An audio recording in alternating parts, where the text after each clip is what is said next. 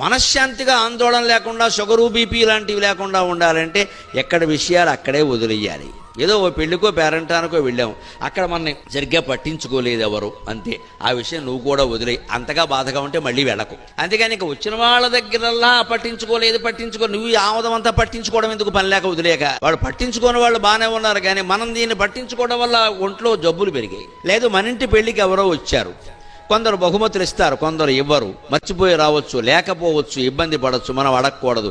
వస్తారు కానీ ఏమీ లేదు, బోల్డ్ ఉంది, ఏమి ఈ సాగదీతలు పనికిరావండి. ఇక్కడ పెళ్లి చేసింది బహుమతుల కోసం కాదు కదా, మనం చేయాలి, మనం చేసాం. బహుమతుల మీద ఆధారపడి కాపురం చేస్తారా?